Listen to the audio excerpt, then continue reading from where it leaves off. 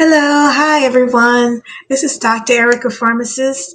Thank you for joining me on this particular video. Please like, share, and subscribe if you haven't already. If you're new to this channel, please feel free to binge watch and also share with like-minded individuals. This channel is mainly for those pharmacy students, medical students, those who are interested in learning more about medication, consultation, and maybe starting a new medication or just need a review of a particular medication class. Please leave topic discussions and also comments as well. And visit my website. I have a website. It's in the description box below, www.themillenniumpharmacy.com, www.themillenniumpharmacy.com. And please shop merchandise for my business and also visit and window shop. See what items are available that you like over the counter wise. And also medical devices. So this particular video, I'm going to talk about biohazard waste, environmental waste, mainly human, and how pharmacy waste is contained and how it's sorted and dated and sorted so that it can be picked up regularly on a regular monthly or 3-month basis, and how it protects the pharmacy staff and also the patients as well from being exposed to possible chemicals and bodily fluids and so forth. So biohazard waste consists of, again, those wastes that could be hazardous to other humans, such as sharps containers that contain needles and so forth. Those sharps that are used for injectables, pin needles as well can be injectable needles for vaccine use and for diabetes monitoring use as well. All of those are placed into sharps containers for protection against someone else being contaminated or being punctured. And then biohazard waste also may consist of products that contain volatile materials such as rubbing ethanol alcohol. All of those are volatile materials and so can be hazardous to other humans because of the aroma or the odor. Also, these particular liquids can be evaporated into uh, uh, the neighboring air so that others can be exposed to them. So these are examples of biohazard waste. Also, biohazard waste can be bodily fluids, such as your blood products, also products that may be due to sneezing or coughing. All of those particular items are potential for cross-contamination to others. And so we want to make sure that we're containing these products that contain bodily fluids for proper waste disposal. And so the pharmacy does have a container of various sizes. These containers are labeled and dated upon entry of waste, and then we accumulate these waste over time. Other biohazard waste examples include estrogen products, chemotherapy products, also warfarin or anticoagulant medications that are hormonal for such as women's health and men's health, testosterone. All of those are hormonal products that can be adversely in in such cases where they're touched or interacting with others in the pharmacy environment. Also, levothyroxine and warfarin can also be are considered biohazard pharmacy waste, and so the containers, as well as the aluminum of the manufacturer's bottle, as well as the tablets themselves have to be disposed properly upon becoming waste. Okay, so do be aware of that.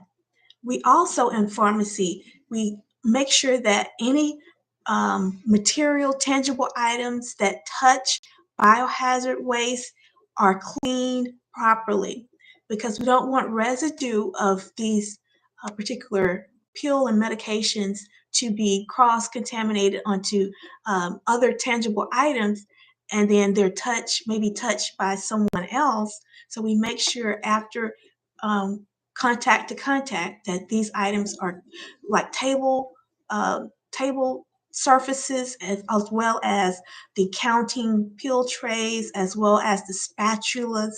All of those are cleaned periodically with policy provided chemical cleansers to make sure that these products do not uh, expose themselves to others and are risk for cancer or um, adverse events to another human. So we do want to make sure in pharmacy that we are exercising our rights and our abilities as humans to protect each other, protect the environment from cross contamination ultimately.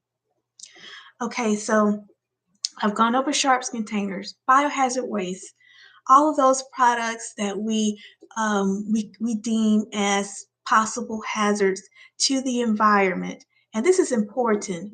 We don't recommend that patients and consumers waste uh, products at home. So we want to exercise these practices in the pharmacy. And we always emphasize to patients to gather their waste material at home, pharmacy material, pills that are not used, pills that have expired or no longer needed, contain those items in a empty milk container or milk jug or empty coffee container.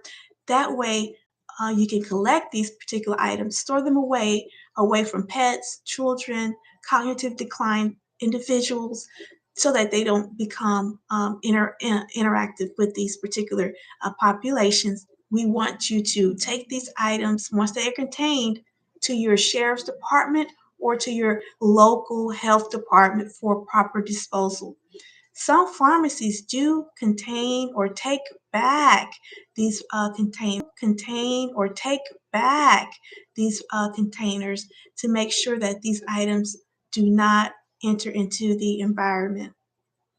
So do check with your local healthcare healthcare county health department, as well as your sheriff's department, as well as your pharmacy department, before letting these items enter into the environmental waste. No flushing, no pouring out into water waste, down into sink containers. We don't recommend that.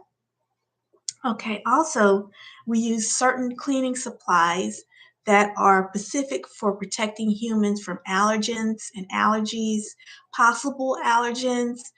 So we don't use bleach products. We don't use harsh chemicals such as ammonia or bleach products, because these, again, are volatile products that enter into our atmosphere. They enter into the atmosphere as gases and can be detrimental in different cases. And so some people in the pharmacy may be allergic to these particular items, some may not. Patients come in, they may recognize these strong odors, or and cannot actually be exposed to them. So we do want to make sure that we are using company provided products for cleaning only. And these are non-harsh chemicals, soft, um, soft chemicals, but they are effective at eradicating viral and bacterial products and bacteria as microbes, is what I'm trying to say. And we do have those particular effective products in that are supplied to us by the company. And we utilize these products on a regular daily basis to eradicate these viruses, especially during the pandemic. We want to make sure that we are using the proper cleaning and proper Lysol wipes and so forth.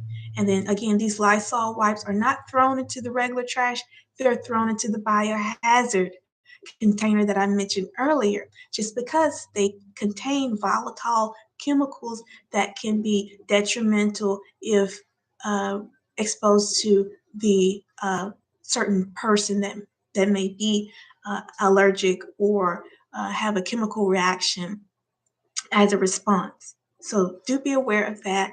And so do be aware if you're working in a pharmacy, if you decide to become a pharmacy technician or pharmacist one day or resident, please be aware that biohazard waste is very important.